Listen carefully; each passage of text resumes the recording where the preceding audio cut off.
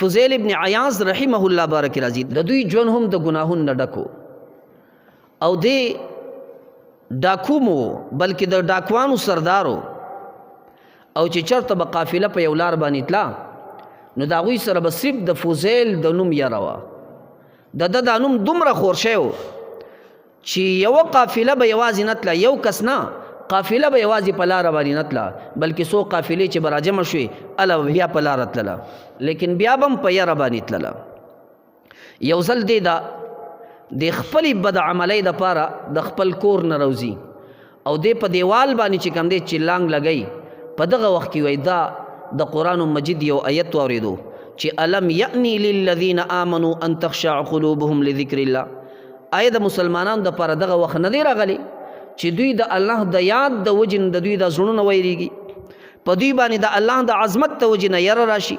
او دوی د الله پاک ته توبه وباسي دغه وخت لا نه دی راغلی نو دی د خپل کلي نه ووتو او په یو دشت او بیابان کې د فقیرۍ غونته او یوازې په دې لار او کوڅو کې به دی ګرځېدو وایي د ده تګ په داسې کسانو باندې وشو چې هغه کسان ناست او پټ ځان لسوي وایي دی ورته ورنږدې شو دی د هغو نه دا اوري چې هلکه په دې لار باندې ځو خو هسې نه فضیل زمونږ دا قافله چېرته لوټ نه کي نو د وی ربه زما د وجې نه ستا مخلوق چې سخته کې دی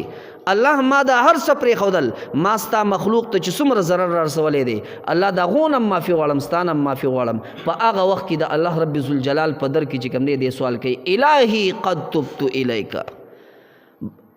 زما ربه تا طرف ته مې توبه وکړله الله پاک ما دا خپل توبه د مسجد حرام د خدمت لپاره ویسته الله زما دا توبه قبول کړه الله رب ذوالجلال د فضیل ابن عیاض دغه توبه داسې قبول کړه چې نن دغه نوم دا په عظمت سره اخیستی کیږي څه وجه وه زما عزتمندو د خپلو ګناهونو نه هغه رجع وکړه